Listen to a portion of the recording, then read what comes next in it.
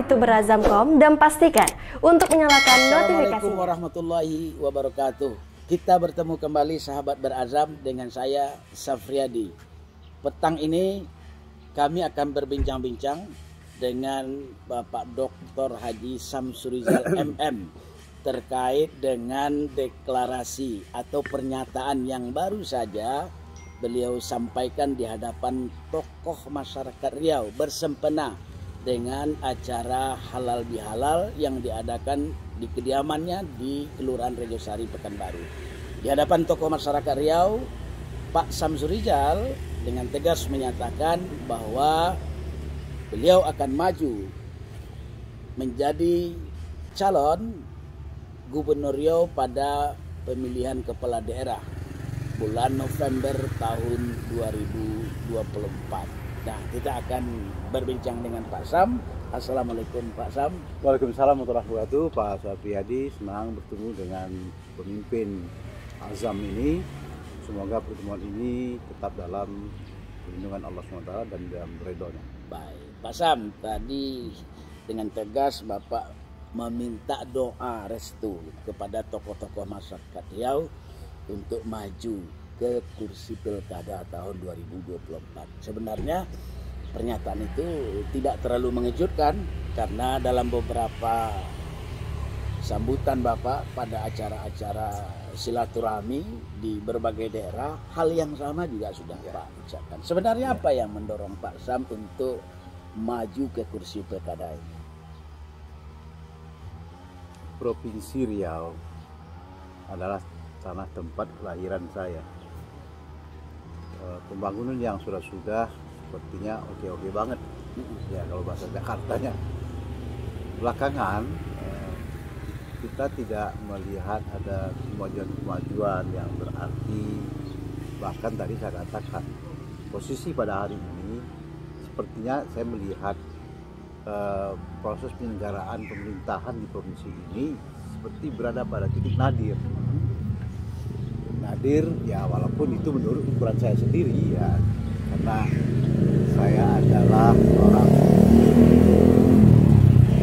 murni sebagai birokrat ya, karena selama 43 tahun saya menjadi pegawai negeri sipil, mulai dari pangkat rendah sampai dengan mentok, nggak ada lagi pangkat yang 4E gitu ya. Jadi sudah sangat lama saya berkecimpung di pegawai negeri ini dan pada jabatan yang cukup banyak dan pada pendidikan penjenjangan mulai dari Sepala, Sepadia, Sepanen dan bahkan Lemanas.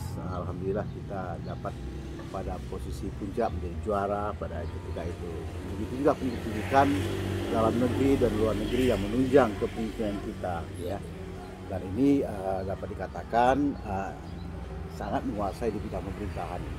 Oleh karena itu saya berani mengatakan saat ini kita berada pada titik nadir di Riau ini, pos pemerintahannya. Karena kita lihat ya apa yang terjadi pecah belah di antara kelompok masyarakat. Nah, ini diperlukan kepemimpinan ke depan. Oleh karena itu saya merasa punya tanggung jawab moral untuk ini tidak dibiarkan begitu saja.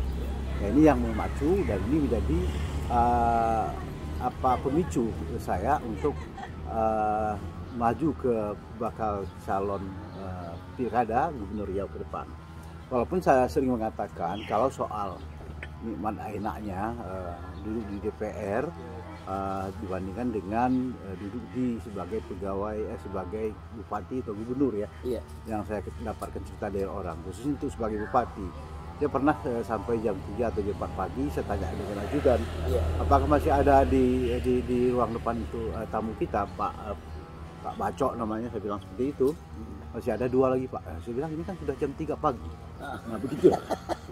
Begitu ya repotnya untuk menjadi kepala daerah. Tapi kita mesti melayani. Itu baru setingkat bupati ya? Setingkat bupati. Apalagi gubernur ya? Gubernur. Nah, tapi itu tidak menyurutkan minat saya untuk ikut pilkada. Walaupun saya sering katakan lebih enak 100 kali untuk menjadi menjadi anggota DPR RI dibandingkan dengan kepala daerah. Ya. Tapi ini merupakan bakti kita untuk hidup dunia dan bakti kita kepada daerah dan pada nusa dan bangsa. Pak Sam termasuk figur yang beruntung karena sepanjang karier Bapak sudah masuk ke dalam 2 poros kekuasaan. Satu kekuasaan eksekutif, yang kedua kekuasaan legislatif. Sebagai eksekutif, Bapak sudah merintis karir pemerintahan dari bawah sampai 2 periode menjadi bupati, lalu PJ wali kota. Nah, sekarang Bapak juga berada di poros legislatif sebagai anggota DPR RI. Tentu pengalaman itu sudah sangat panjang sekali. Bekal yang akan Bapak bawa ke pilkada itu juga sudah cukup kuat. Nah, seandainya memang Bapak ditakdirkan untuk memimpin Riau, bagaimana Bapak kalau tadi Bapak katakan kita sudah sampai ke titik nadir, apa yang akan Bapak lakukan? Ya, pertama-tama ya kita akan benahi dulu aspek kelembagaan terkait juga dengan aparatur. Ini saya katakan bahwasanya untuk menjadi pegawai negeri atau pejabat di sebuah jabatan karir PNS itu bukan semata-mata sangat tergantung pada otak, tapi yang diperlukan, yang patut dikedepankan itu adalah watak. Jadi bukan otak tapi watak. Berbeda jauh di antara keduanya. Tapi watak PNS itu menjadi penentu untuk ke depan apakah seorang pemimpin itu akan sukses memimpin bawahannya. Ketika mereka mesti mencari pegawai-pegawai yang punya watak yang baik. Artinya mereka setia melaksanakan tugas tanpa pamrih. Ditambah lagi dengan undang-undang ke depan ini bahwasanya karir dari pegawai itu sangat ditentukan oleh bagaimana transformasi digitalisasi itu akan menentukan karir pegawai negeri ke depan. Jadi oleh karena itu politisasi pilkada itu akan semakin berkurang, dan pertimbangan subjektivitas oleh kepala daerah terhadap bawahannya itu akan menjadi dieliminir seminim mungkin. Jadi oleh karena itu yang keluar itu nanti adalah mereka-mereka yang betul-betul berbakti dan penuh dedikasi dalam menyelenggarakan tugas. Jadi barangkali ini yang saya angkat pertama kali untuk mengangkat tadi pada titik terendah untuk berada pada posisi yang lebih baik ya. Dan tentunya perpecahan-perpecahan ini akan kita hindari. Kita akan mendengar pandangan atau pendapat dari para ketua kita, para kelompok-kelompok masyarakat yang juga terkait dengan proses penyelenggaraan pemerintahan ini. Tapi apa yang sudah dilakukan gubernur sekarang saya kira cukup bagus. Hanya saja banyak hal yang menjadi faktor sehingga berada pada titik yang sangat sulit untuk dikendalikan. Seperti yang kami katakan tadi pada titik nadir, barangkali ini disebabkan karena serbuan pandemi COVID-19 ini yang membuat posisi menjadi sulit ya. Posisi menjadi sulit. Dan ini yang semua menjadi terbatas. Menjadi terbatas dan terhenti, dan banyak yang terbekukan, tak bisa digerakkan. Dan ini tidak terjadi di Riau saja, bahkan seluruh Indonesia, bahkan dunia yang mengalami hambatan. Artinya tidak ada kepala daerah yang enak dalam masa pandemi COVID. Nah itu dia tadi itu. Pak Sam, dalam 1 tahun terakhir ini kami amati Bapak cukup intens ya, berkomunikasi dan bersilaturahmi, bertemu dengan konstituen dari satu daerah ke daerah lain, dari satu pulau ke pulau lain, bersebati dengan masyarakat yang ada di pedesaan. Apa aspirasi yang dapat Bapak tangkap dari suara-suara masyarakat di bawah terhadap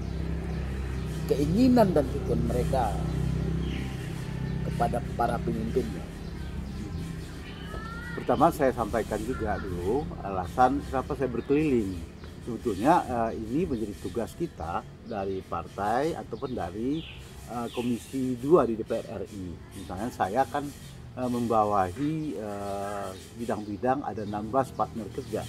Di antaranya adalah yang berkait dengan urusan pertanahan. Kita berpartner dengan Kementerian Agraria, Tata Ruang, dan Badan Pertanahan Nasional. Nah kalau ini kita bicarakan, kita akan sangat terkait dengan kerjasama dengan pihak BPN Kabupaten Kota, kemudian pihak Ombudsman, juga ya soal pelayanan publik, Jadi sekarang sudah ada bentuk pelayanan publik itu dalam bentuk mall pelayanan publik. Ini mesti kita turun dan melakukan evaluasi bagaimana penyelenggaraan mall pelayanan publik di Provinsi Riau. Kemudian di samping itu juga kita bekerjasama dengan pihak Kemenpan RB, jadi Pak Cahyo Kumolo, dan ini terkait dengan urusan pegawai honor dan pembinaan kepegawaian. Nah ini yang contoh-contoh yang membuat saya harus turun ke daerah. Samping itu tugas partai juga saya laksanakan, bagaimana mensosialisasikan tugas partai ke tengah-tengah masyarakat guna menghadapi ketika nanti ada pemilihan umum. Nah ini menjadi tugas partai karena saya juga sebagai ketua DPW. Nah ketika ini saya lakukan dan saya padukan dengan tanpa melihat batas yang jelas antara waktu-waktu yang saya pakai untuk bersosialisasi di antara ini, kedua hal tersebut, kedua kepentingan tersebut. Nah inilah dipandang sebagai langkah-langkah usaha saya terkesan agak lebih intensif, ya, agak lebih intensif. Jadi saya bisa menyampaikan memberi beasiswa sebanyak 2.500 beasiswa kepada anak pedagang, anak petani, anak nelayan, dan anak pedagang. Sekarang Ya barusan beberapa baru yang lalu. Nah ini kan tidak sedikit jumlahnya. Nah ini mereka merasa sangat terbantu dengan ini. Begitu juga dengan alat pertanian, perkebunan, dan membantu rumah layak huni, kemudian membantu pesantren-pesantren. Ini kita lakukan. Dan begitu keberadaan saya bagi dapil saya itu sangat-sangat memberi kesan bahwa mereka mengatakan bahwa ini anggota DPR yang betul-betul memberikan perhatian cukup. Dan ini mendapat semangat saya untuk turun dan berkorban apa saja untuk mereka senang. Ya.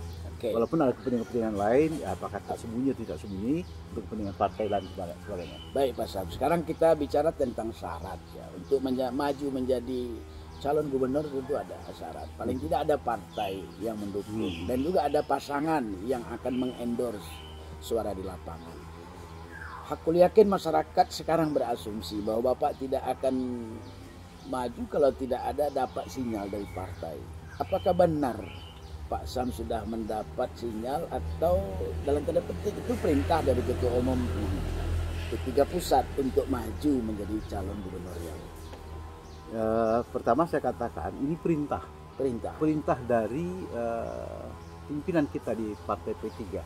Ketika kita mengadakan pendidikan politik partai di Denpasar, Bali, saat itu Pak Suarso Monarva sebagai Ketua Umum Partai P3 meminta kepada para kader yang ada di seluruh daerah di Indonesia kiranya sebanyak mungkin untuk mau mencalonkan diri sebagai gubernur, mencalonkan diri sebagai bupati dan wali kota, karena berharap ke depan mereka-mereka yang sudah berhasil hidup sebagai gubernur dan sebagai bupati wali kota di daerah masing-masing itu diharapkan bisa membesarkan partai. Ya. Dan itu kemungkinannya lebih besar peluangnya untuk bisa partai itu dibesarkan oleh kepala daerah dari partai itu. Sudah mulai ada pembicaraan awal untuk berkoalisi dengan partai yang ada di daerah Pak Sam. Saya sambung lagi yang sedikit tadi itu. Kemudian beberapa bulan sudah itu saya membuat kesimpulan setelah melihat gelagat dan yang saya katakan saya menyimpulkan diri saya mesti menjadi maju untuk calon kepala daerah di Provinsi Riau untuk gubernur, dan saya sampaikan kepada Pak Suarso Monarva. Jadi itu ditanya soal ketegasan itu ya. Jadi Pak Suarso selain dari perintah itu dan mendengar usulan saya untuk mendapatkan dukungan moral dan material kemungkinan dari pihak partai, beliau menyatakan sangat mendukung dan setuju dan akan membuat semacam kajian ke depan oleh pembina perpolitikan kita Pak E.F. Saifullah Hidayat. Beliau akan melakukan semacam survei tentang kita dan soal koalisi. Memang kita melihat waktunya masih ada 2 tahun dari sekarang, jadi kita masih belum bicara soal koalisi dengan siapa. Sekarang soal pasangan Pak Sam. Pasangan juga tidak lepas dari pengamatan seorang bakal calon, termasuk Pak Sam. Banyak yang memprediksi bahwa Bapak akan berpasangan dengan Ibu Septina, karena Ibu Septina ini namanya cukup populer dan juga pernah menjadi calon wali kota Pekanbaru. Apakah benar asumsi yang menyebutkan bahwa Pak Sam itu akan menggandeng Ibu Septina menjadi bakal calon wakil gubernur? Saya jawab dulu mengenai kriteria.